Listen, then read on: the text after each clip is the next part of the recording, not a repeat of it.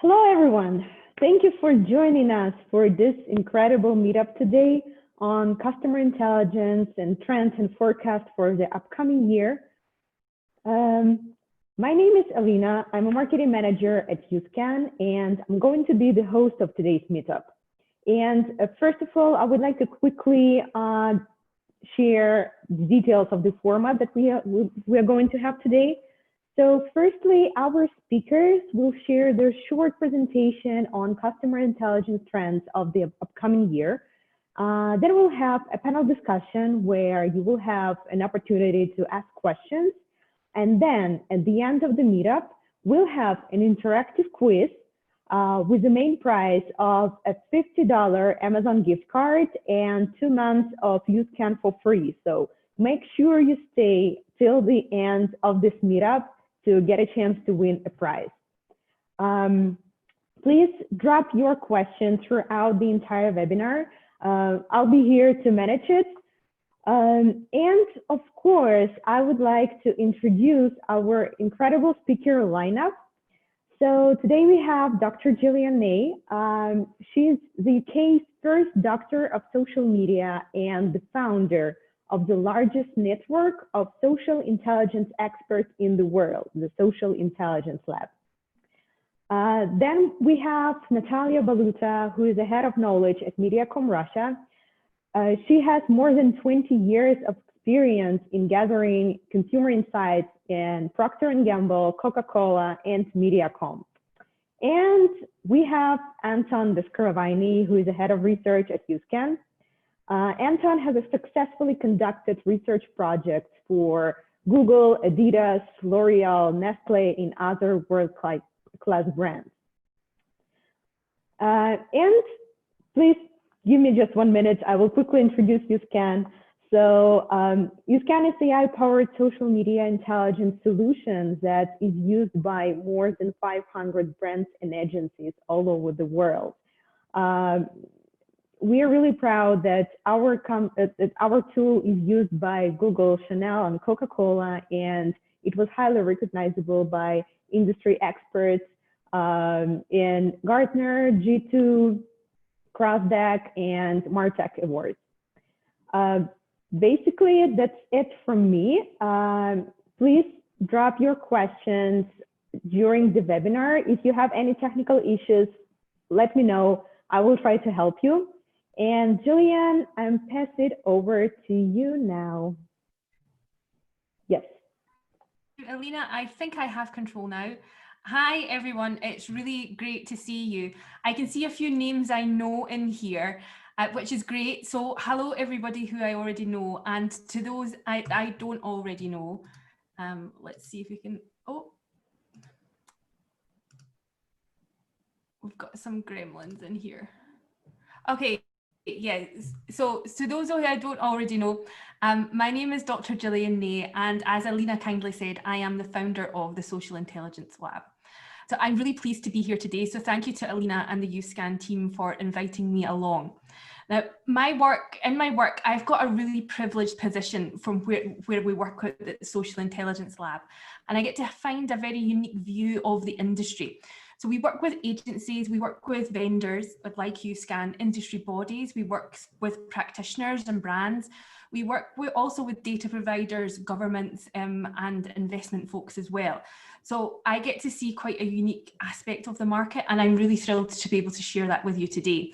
So I've been working with UScan, we've been working together for over a year now, Alina. I guess even more. Yeah, I think it could be. The time just flies so quickly. So yeah, I'm delighted that I'm up over here today to speak to you all. So at the Social Intelligence Lab as well, we help our members to kind of plan, create, and deliver successful social intelligence programs, really to help them move from social listening into what I call social intelligence. And we do that through training and research. We also have a training academy. And we've got a tools and agencies directory, and we work with a number of different technologies and service providers, and we provide events and webinars. So I want to fast forward just a little bit well, sorry, rewind, I should say, back to 2020, back to 2019. So probably this time last year, we were all looking forward to 2020. But it's been one of those years that nobody could really have predicted. And it's been a very, very interesting one. So sorry, Alina, I'm just having some trouble with the slides. Here we go. But we all know the world closed and consumer behaviours globally changed. There was a lack, in research circles, there was a lack of person-to-person contact, and that changed how we had to research and understand changes. Social intelligence is something that I would say has always been the black sheep of the research family, but it suddenly became very, very attractive. It's interesting because when we work with brands, what we find is that those who invest heavily in social intelligence initiatives have done so because they've had to come through a crisis, and they found that social intelligence data was a really great vehicle for helping them be able to navigate that crisis. So as the world became into crisis to understand COVID-19, more and more people have started to turn to social data. So for me, and the industry in which we work and you all are interested in, it's the silver lining of the COVID cloud, is what I keep on saying. And it's really been changing the role of social data. So me and my team, what we wanted to do was kind of understand a bit more about that role. And we put forward a very simple question to a number of social intelligence experts across the world, some of whom I have seen in the lineup today. And I'm not going to name everybody because I'm going to end up forgetting somebody, because there's quite a few of you in here. So you don't have access to this document yet because I've not had time to send it round to you. So everybody here is getting a sneak peek of what is to come later, what's going to be published later today. So let me take you through some of these trends. So in total, we did have 10 trends, but I don't have time to go through them all today. So I'm going to pick out the ones that I think are most interesting. The kind of first trend that I want to mark to your attention is about how we look at and work with data. So we're going to start to mix and cleanse and look for more data sources and also blend them with other sources of data outside the social circle. We're going to see a sophistication of what data we use and how we use it, starting with looking at new data sources. We'll see the social data category expand beyond the big sites like Twitter and Instagram and into niche specialist communities, as well as other formats like review sites, forums, things like Reddit and Twitch. Many of you will already be using some of these, but we anticipate that this is actually going to grow further. In here as well, data quality is going to become a bit of a bigger issue, and we're going to start talking about that more. We'll be talking also less about individual channels, and instead of working on blending social data with other data sources. So in the report, which you can all get access to, there's much more in there. Well, let's go on to the next. Alina, I think I'm missing some slides here, but so this is just brought up the next two. So the next one is audience. And again, it's not exactly a surprise, but how our experts were talking about audience and what that means, it was really interesting. So 2021 will be the year to remember that social data is created by people. People are complex, and we can learn more from them than we're doing now. We're going to recognise that people are more than numbers and words, and expand our research for insight beyond what's being said about the brand to things like product categories, experience, and also people themselves. Now, within that third one, the third trend that's coming up there is culture, and this one is one that absolutely fascinates me. So we've been doing trend spotting with social data for a very long time, but for me, that's always been a bit surface level. So it's, in a way, and I want for a different phrase, it's kind of fashion hungry buzzwords. But this is going to be replaced by its smarter, more valuable counterpart, which is cultural insights. The world of context will open up in 2021 to get us all looking outward, not just looking for opportunities to jump on the latest hashtag, but deep insight into ethnographic shifts beneath behaviour. So cultural insights are going to start to get attention that it deserves, and organisations will find a place for it, is going to reap the rewards. We have a great article on our site about cultural insights and what that means for everybody, and make sure you get a link to it if you're looking to kind of go deep.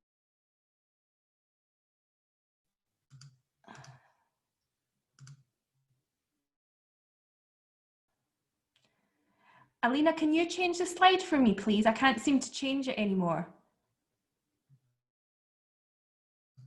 I think we've gone on one too far. Just 1 second. Where should I stop? Can you go back one more, please? There we go. Visual data. Oh, now we've gone too far back. It's going a bit crazy. This one? So there's always technical. No, keep going. This one? The one that it comes up visual data. Two more. Yeah, this one.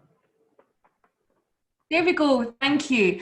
So in 2017, visual data, everybody was talking about visual data, and there were so many statistics being thrown about, and we were told that we had to analyze all this other data because there's all this other stuff that's happening about our brands that we don't know because they don't mention us in the text, but our logos are everywhere. So what we've been seeing is that it's actually due to all the different researchers and other people starting to use social data because of COVID-19, we're starting to see various trends and things happening within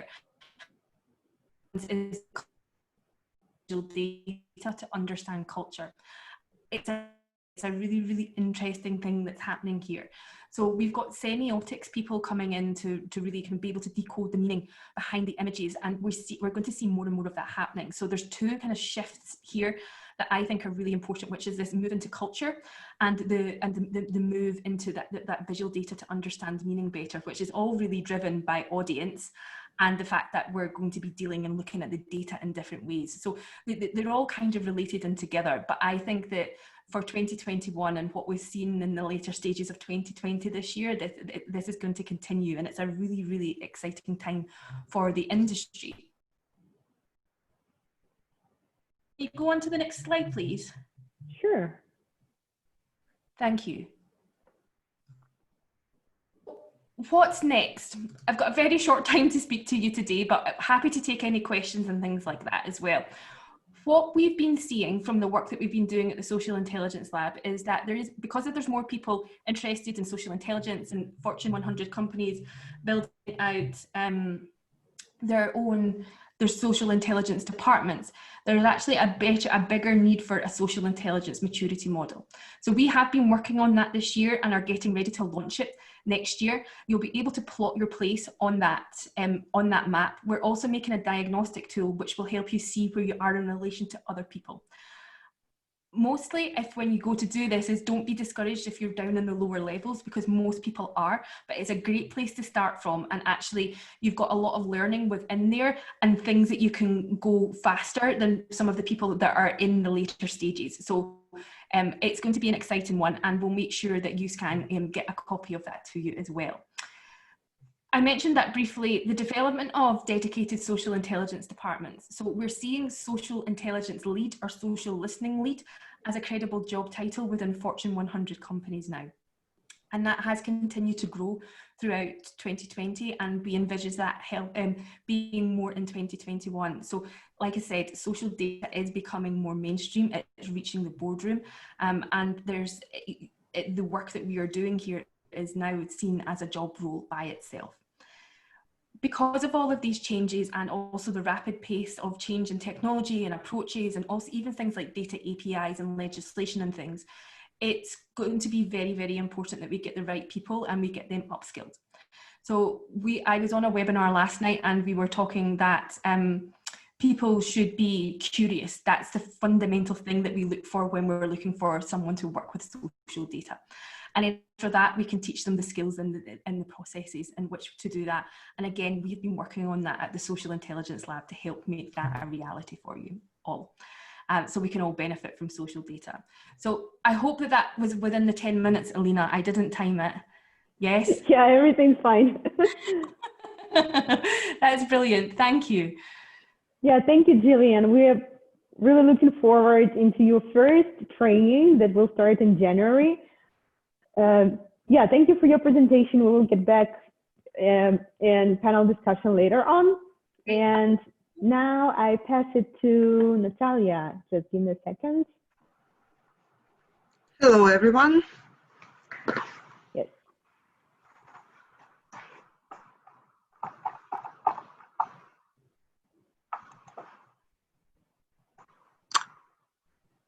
So I can go on. Yeah, I can switch the slides. You can start. Okay, let's try. So what I'm going to lead you through today is really short summary of what we went through throughout the year and how we're answering those challenges through insights, analysis, and brands and advertising. So what we actually all experienced throughout the year, that actually, yes, that was a year of COVID, a year of lockdown, but there are also some implications out of that. Actually, economy is on decline for most of the countries. Financial prospects for the people are not great. People are also suffering from information overload. It actually goes from everywhere and sometimes very contradicting facts. So it actually also put in extra pressure. And in the new lifestyle, which we had to adopt the new lifestyle very fast, we're actually having changing values, some reconsider things, some activities which are not available for us any longer. And of course, brand and advertising market, they're all trying to fit into those changes. All the brands are trying to stay relevant. And I would like to illustrate you how we're approaching analysis and activation of all those facts, and where social media monitoring was in the portfolio of tools and methods we were employing during the year.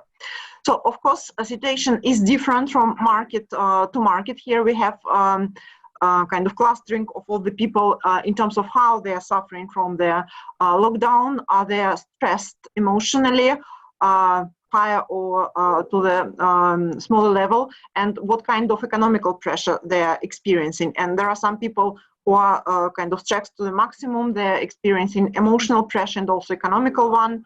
There are different types of combinations up to the people who are not suffering really much from the situation. And the proportion of people is quite different market by market. Globally, there are very different situations. I'm focusing on Russia, so that's where I'm focusing in terms of my job. And Russia is actually in a pretty good position in terms of this emotional state. And most of the people are in this proactive bucket, not experiencing very much of the economic pressure and being pretty calm in terms of the emotional reaction.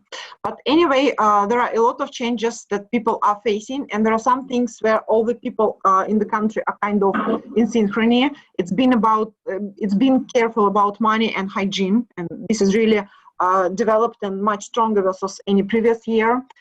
Also, all the people are looking forward for things to get back to normal and for them being able to enjoy life and things they were enjoying before. But there are also some things which are polarizing.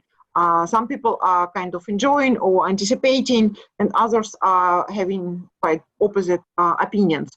And here actually social media monitoring was instrumental for us throughout the year to understand what is this level of tension and to go with precision into even some tiny audiences or regions in our case, because Russia is big, and it was really important to look at different regions, because in some places, like for example, Moscow was in total lockdown for nearly 2 months, and people were really in kind of negative mood. There was a lot of negative discussions in social media.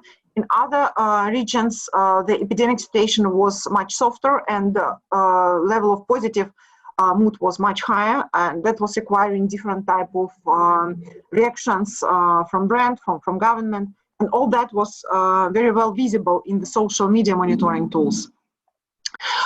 From the other hand, we also know that crisis is not equal for all the categories, and there are even some winners in the situation, like for example, food products, food and beverage. As long as people are staying at home and they're not able to go to eat out, they're really buying much more food from FMCG, from traditional retail. So those are really some kind of winners in the situation.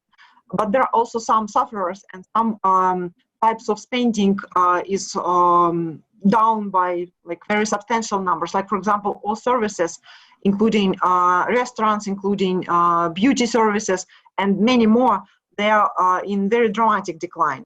And at the same time, people are trying to move online. So they're trying to stay away from physical touch, from the risk of getting the virus. Therefore, they're trying to pay online. They're trying to buy everything online in e-com.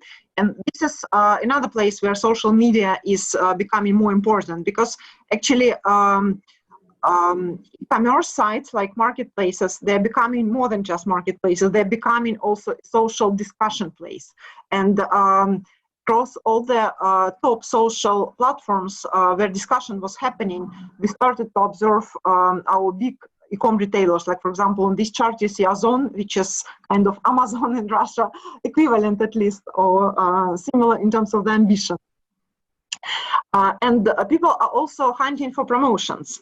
In the beginning of the year, we were looking at the situation and we're seeing some kind of slowdown in terms of the promo intensity, but it was short term, only for the period of lockdown, probably April, May, June. And then promo pressure became even stronger. And promo typically is not doing any good for the business, for the brand. So brands are really stressed and under pressure to cut the prices or offer high discounts. And while they're struggling with this price and promo battle, media is maybe the place and tool for growth, because actually media contacts across different media touch points, they are more or less daily for most of the consumers, for most of the people. And we also were monitoring what kind of media consumption changes are happening throughout the year. We saw some ups and downs in terms of TV media consumption and consistently growing consumption of digital channel. Probably up to the moment, people are already kind of intoxicated and overloaded with digital. But in digital, there are very interesting trends. For example, there are new social networks like TikTok. Okay, it appeared before, but during lockdown, during last months, it really was booming. It was growing dramatically. And in terms of social media, it also making an extra challenge, because this variety of platforms we should be monitoring is just getting bigger and bigger day after day. And in terms of the brands responding to that, there was actually a lot of activities. We were monitoring situation in Russia, and actually we collected the database. Basically, every brand was trying to do something relevant in the context of the COVID, some pandemic-related activation. And we analyzed them all. Actually, not many of them were successful. Actually, probably 1/3 of the cases was successful. And success we were defining if the brands were able to grow behind this COVID-related activation and grow faster versus what their competitors were having. And we discovered that one of the universal rules here was to be fast, to be brave, actually. Because speed here, it was a dimension of relevance.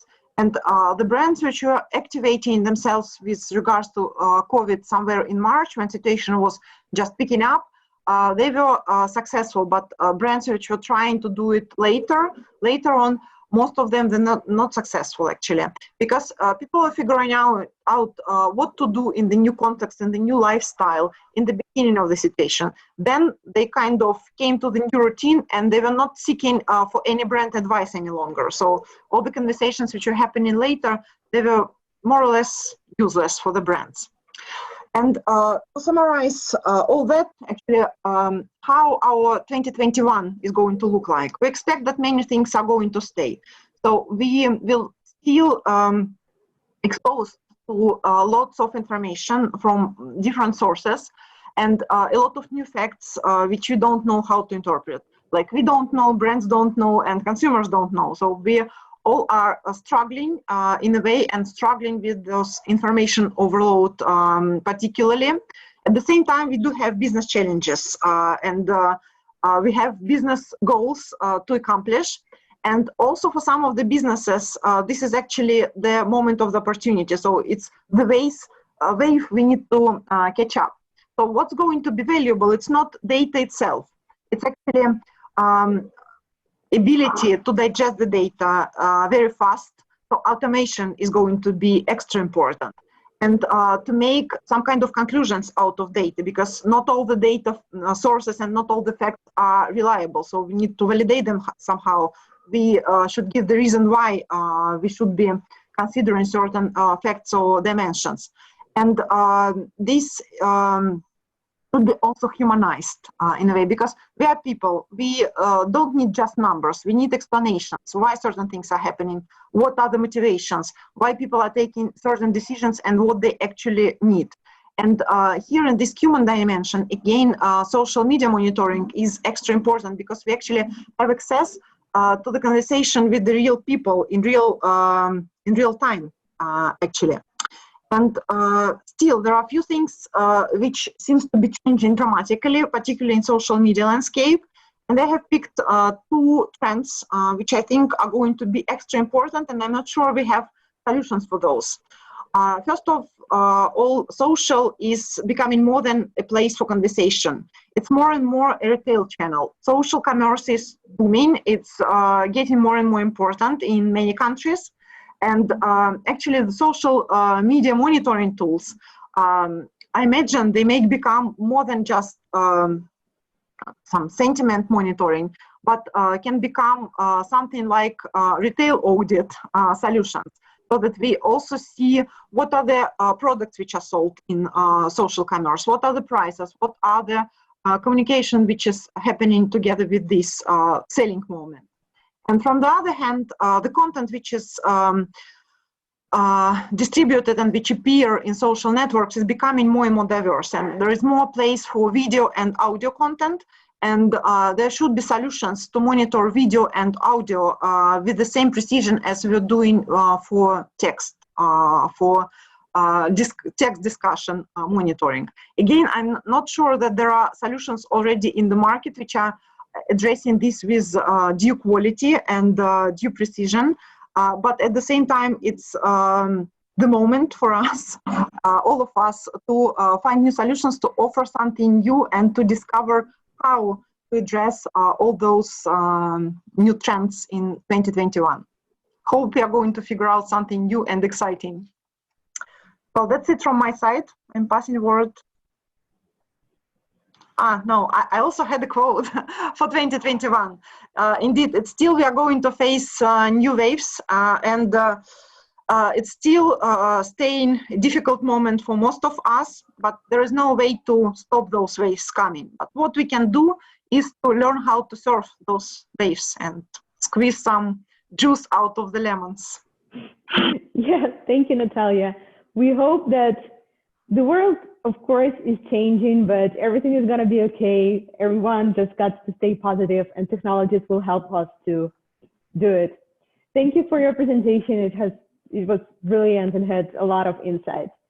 And now I pass it to Anton. Give me a second. Yes. Anton, you can now go on.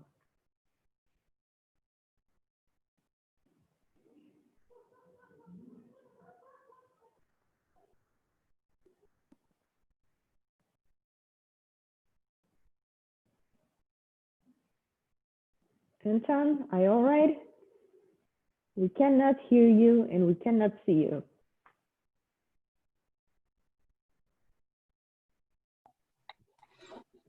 Oh no. All right, yes, I hope it clear. works. Oh Yes. yeah. Sorry, because that's the control to me. I could not unmute myself. So, will you please? Okay, here is the presentation. Thanks for the intro. Thanks to our great speakers for incredible stuff shared with us today.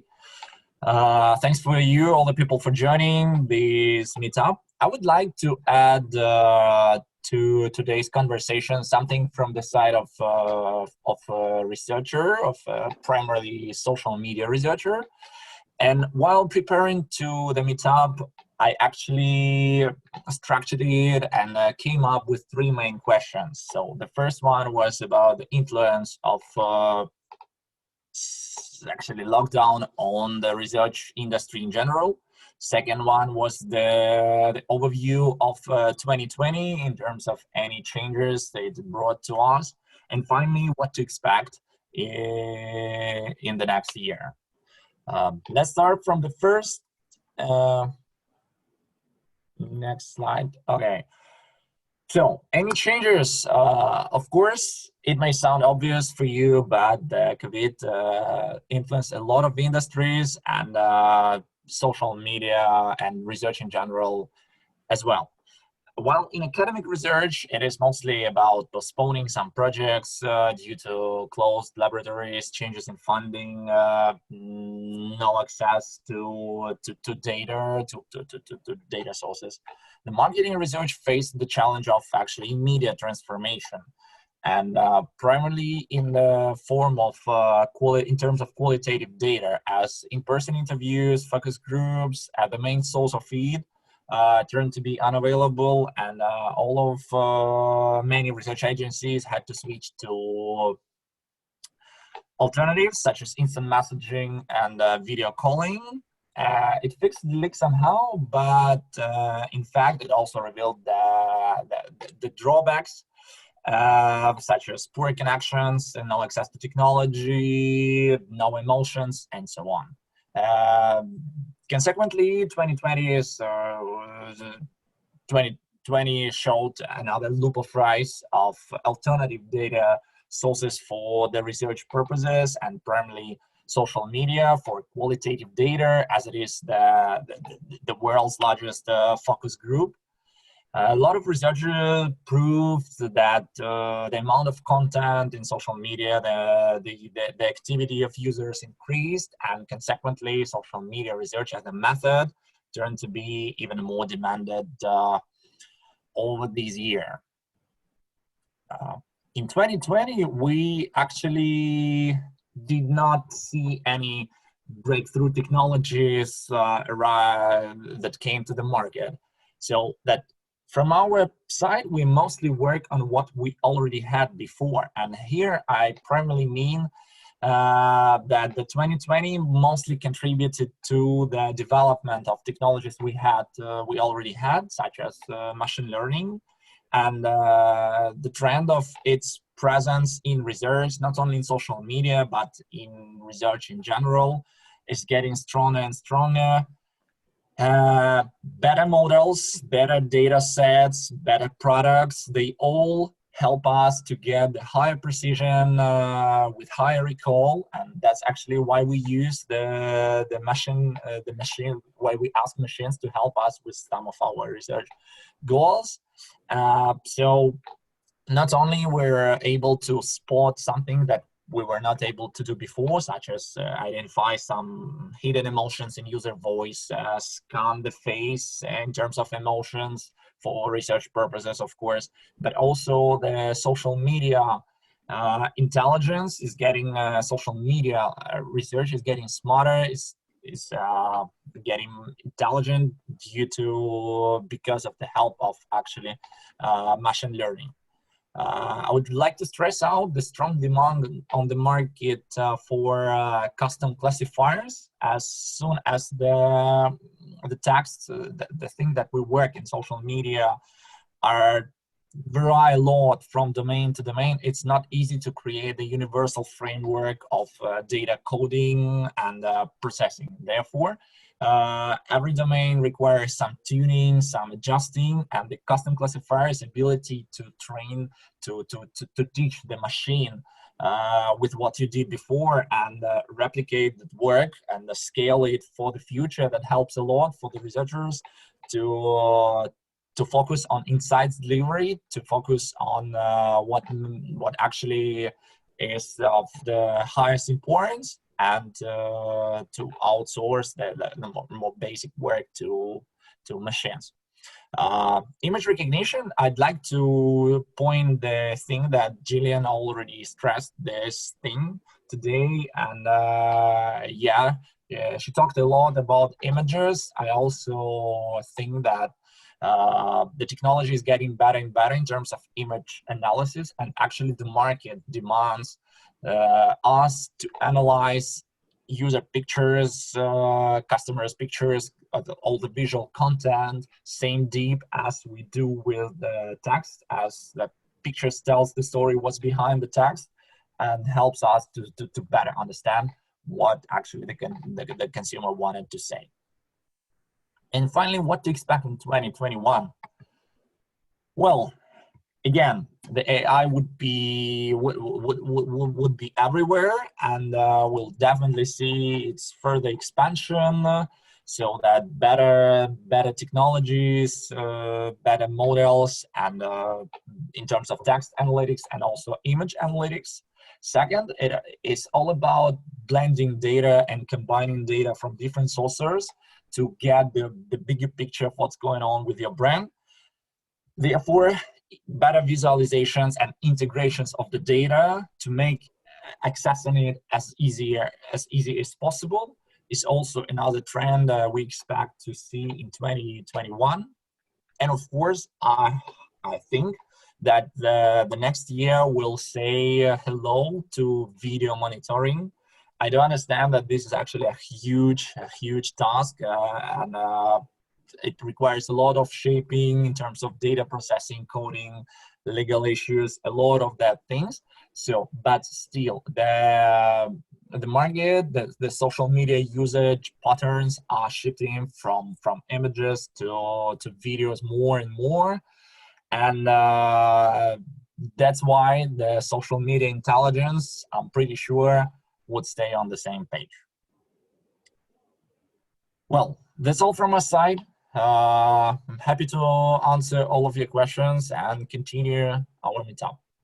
Yes, thank you, Anton. So completely agree that video monitoring is going to be the next thing, because especially with the fact that TikTok is just getting more and more popular, this is just the thing that all the marketers and research specialists need right now.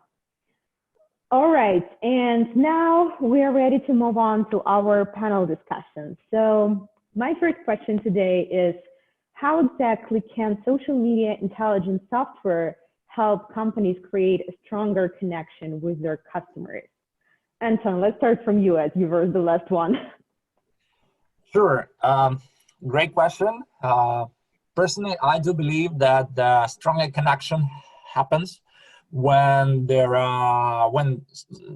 when we are on the same page, and when you understand other party arguments, complaints, pains, wishes, happiness, desires, etc. When you understand it, you are able to act and communicate in the way to establish that connection. And I guess that the software, social media intelligence software, helps us to spot those connectors for customers, to identify their potential troubles, pains, questions, what they demand for, and to establish their connection stronger.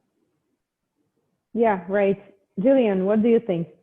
Yeah, no, that's a great answer, Anton. I want to add in something, and it's, for me, the technology is an enabler and it gives us access into that data, but the story doesn't stop with just getting access to the data and having the technology in place. We need to have the right people who can interpret that data and use the technology. We also need to have the right process in place. We hear a lot about AI, and it is there, and it can be helpful in some circumstances. I'm not saying it's not helpful at all, but we still need to have the right process in place, and it still doesn't understand context, and it's not going to give you insights at the touch of a button. You still need to have a person there. So for me, it's a great enabler, but we need to then start building around that to make it successful, because it's more than just having your technology and your budget line. You need more than that to be able to get success from the data. Of course, still, like, we are living in a world of AI technologies, but our people force is the key. So I agree with that. Yeah, sure. I just like to add a little bit that even though I talked a lot about AI today, but in case AI can do everything for us, then I will have no job. Yes. That's true. No, you're very true. I think it seems to be a bit of the buzzword that's going around just now, and everybody's asking about it. But I think we just need to always refer it back to it in context, to not lead anybody down the wrong way, because we've all been in the industry that long that we know that that's what used to happen, and we don't want that to happen again. Yeah, Natalia, do you have something to add? Well, actually, I think there are almost endless number of ways how it can be helpful for us in our area of the business. We do have established model how we are using social media intelligence tools to interact with consumers and customers. Actually, it's kind of split into three areas in synchrony with the advertising campaign stages. So we have some ways to use it at the kind of analysis preparation stage to dig for the insights, to understand what is important for people, what are the discussion points, what are the pain points of our target audience. We can identify some kind of consumption occasion, some talkability points for our target audience. Then, of course, it's important for execution of the advertising campaigns. And for us, it's working as actually a source of data. That's here actually this automation, AI, and all the fancy tools are the most important because, for example, some of the advertising triggers are based on the social media data from the social media monitoring software. And then, of course, we are using social media intelligence for evaluation of the results. If things were working well or not, what was the reaction on the brands and campaigns and things happening from the target audience. And also it's the place to see what competition is doing, because there are not necessarily many places and many data to understand what competitors are doing. And social media is fully transparent, so we can see the tiny details of their activations and how audience is reacting on what they are doing. So we can learn from some mistakes other people are doing. Yeah. Cool. So let's move on to the next one. So what do you think? What are some of the social intelligence software features that you think will be especially valuable in 2021? Anton, do you have something?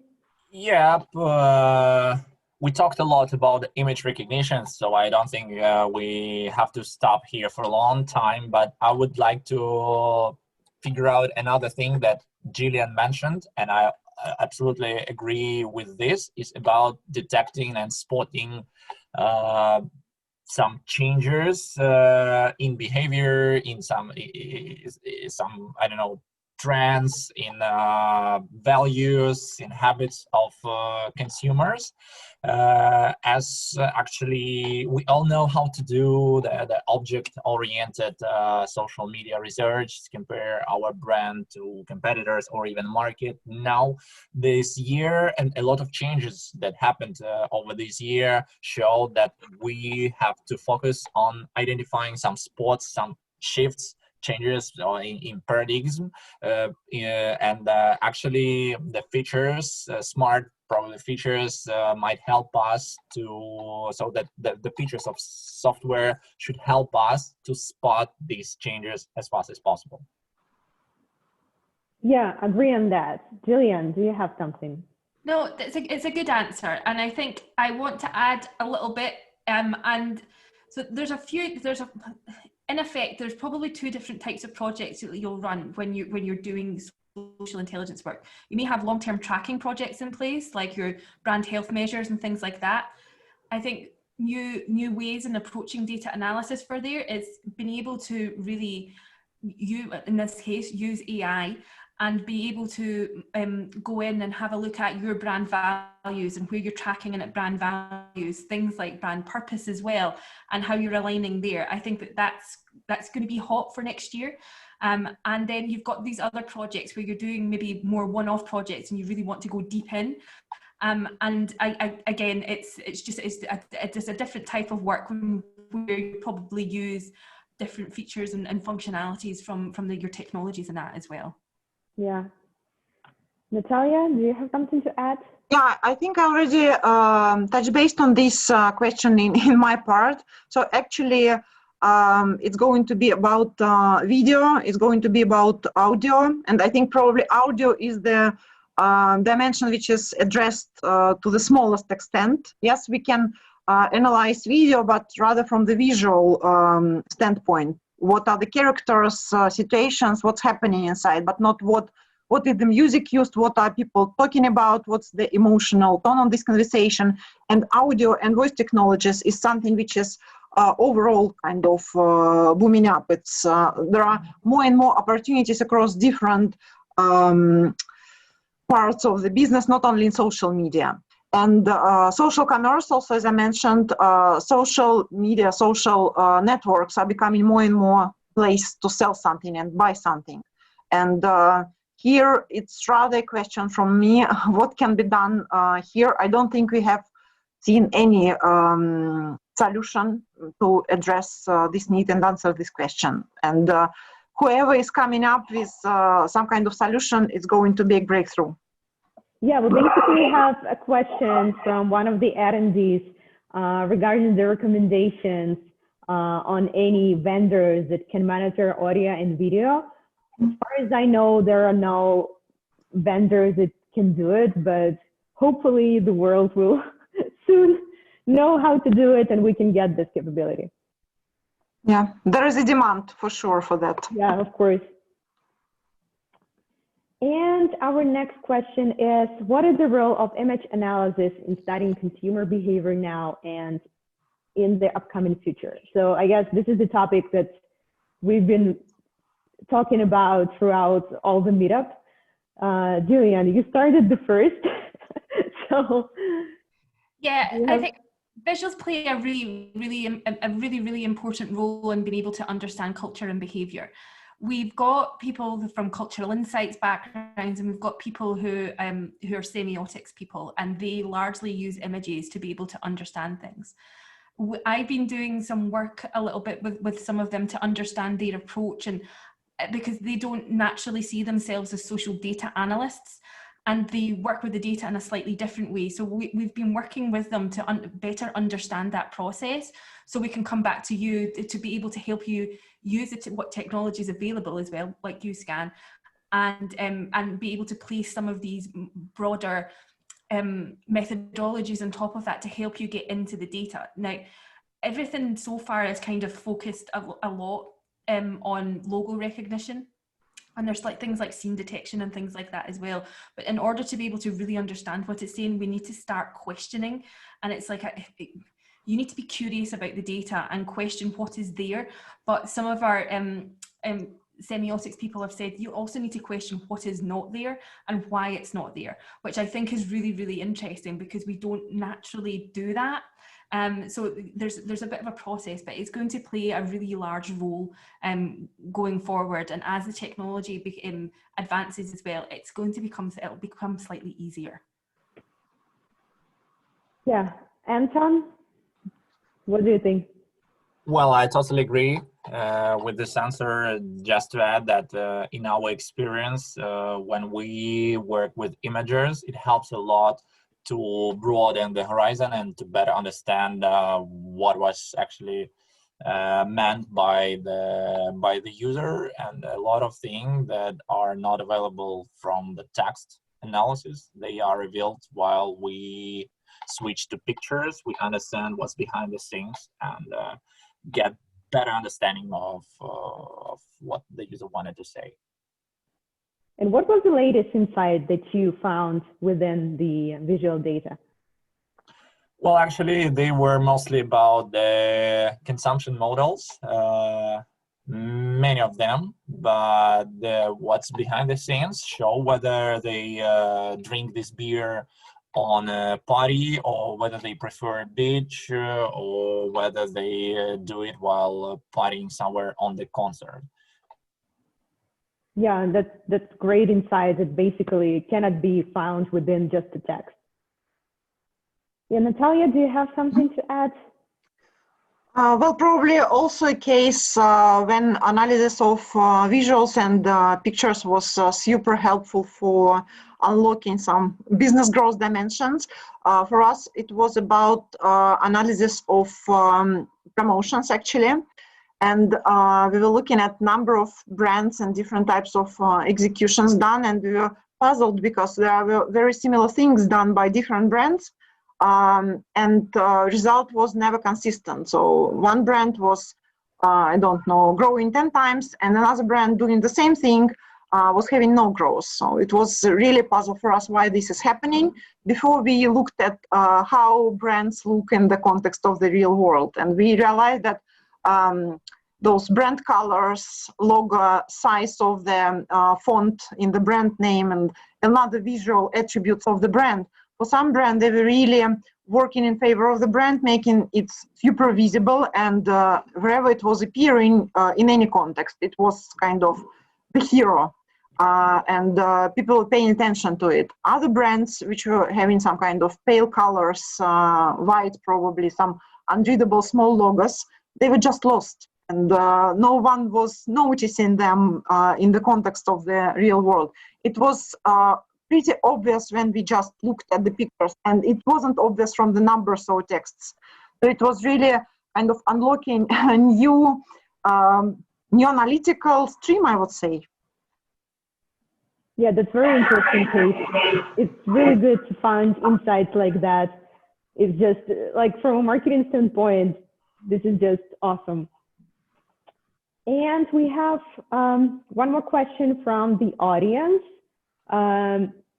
So I guess the question is going to be to Anton because it's about the research. So how has the audience research changed due to lockdown? Will anything be different in this regard next year? Well, that's an interesting one. Thanks. What I think is that the lockdown revealed and raised the importance of understanding some behavioral things, cultural things, values behind the audience. So not only the demographics, the patterns of consuming some products, hobbies, etc., but also understanding how they actually, what they value, how they behave, any changes in their mind, in their values, something like that. Because a lot of people actually had during the lockdown those changes, and now the previous image of your target audience may differ a lot from what this audience is currently, what it looks like now. Thank you, Anton. So I guess we don't have any questions left. And so, which means that right now it's the quiz time. So grab your phone, scan this QR code, or go directly to kahoot.it. I will just give you a minute to scan the QR code with your phone. Can we participate? Anton, so the main prize is 2 free months of YouScan. So if you want it, you of course worth participating for sure. Besides that, it's a $50 Amazon gift card. So I guess a nice thing to have, especially before the Christmas shopping. All right, so here is the game pin that you should type in your on your phone. And we are waiting for the players to join.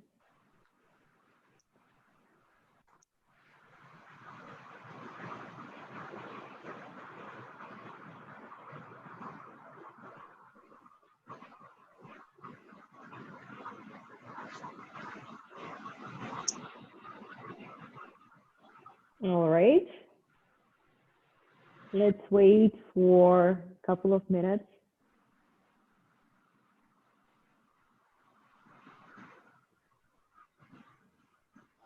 Anton, cannot see your name on the screen. Why is it so?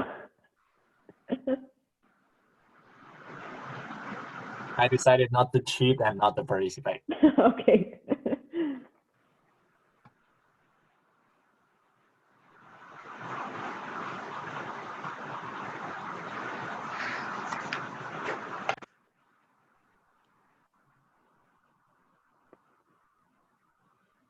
All right, guys.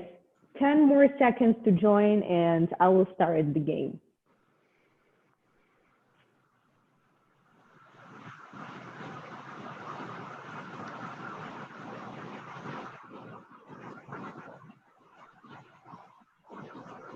I will also copy the code if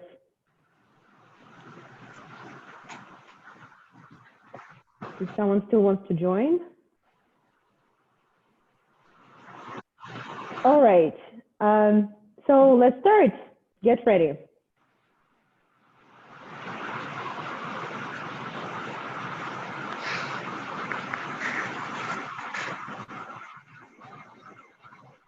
So the first one, are social listening and social intelligence the same thing? All right, I see a lot of answers. That's good.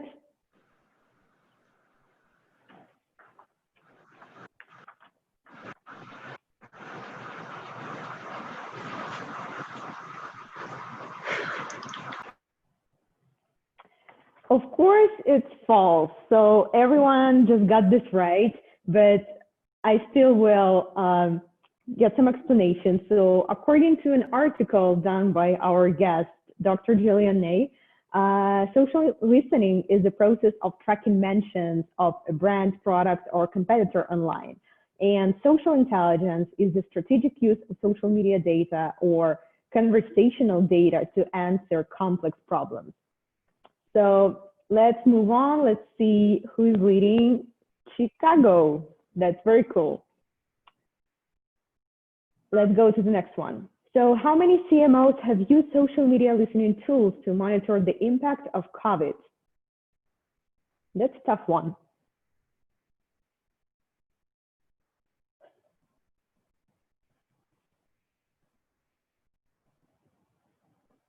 Okay, guys.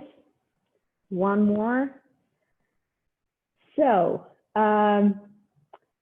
according to Gartner and their CMO annual spend report, 47% of CMOs deployed social listening tools to monitor customer COVID-19 sentiment or trends. So 7 people were right. Let's find out who's leading the board.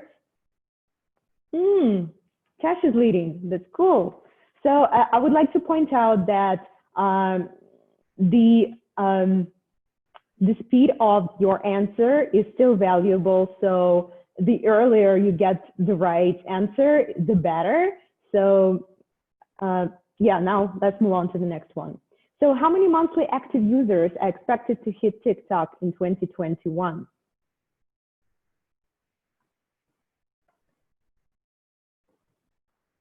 All right. 2 more answers, guys. Yes, so only one person got this right.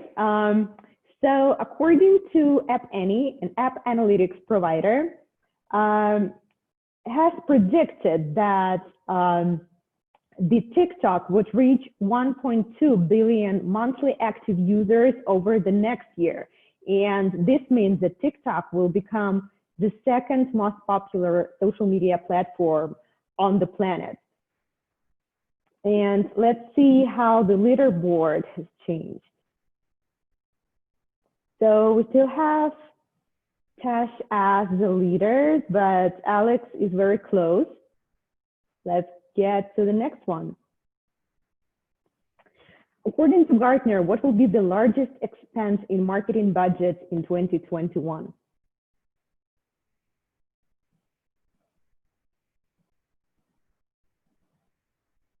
Two more answers.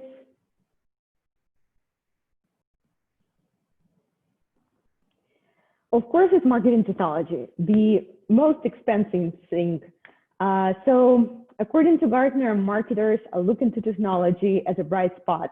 The technology currently accounts for the largest proportion of marketing budget, which is 26.2%, compared to media, in-house labor, and agencies. So let's see. Tash is still the leader, but Kate just got to the leaderboard. That's great. And we have one last question. So guys, be prepared. And we'll finish and we'll find out who is the winner. What category of holiday gifts is expected to see the greatest decrease this year? All right. We all want holiday shopping. Yeah, so it's clothing and accessories because unfortunately this year we have nowhere to go and so we don't need too much clothing to have. So according to KPMG, categories where respondents expect the greatest declines, clothing and accessories, they expect like 27% of decline. And in comparison to electronics, that is expected to see 16% of decline, and gift cards with 14% of decline. So we are going to know the winner in a couple of seconds. So the podium. Ruthie, the third place. Kate, the second place. And the winner is Alex. Congratulations. Cool. So Alex, you are the winner of our Amazon gift card for $50. Thank you so much, guys, for participating. It was basically a great experience. We hope you really liked it. So basically, that's it for today. Thank you so much for joining. We will send you the recording of this meetup tomorrow. Have a great day. Take care and bye-bye. Thank you, everyone. Thanks, Alina. Bye-bye. Have a nice day or evening. Thanks, guys. Bye-bye. Bye-bye.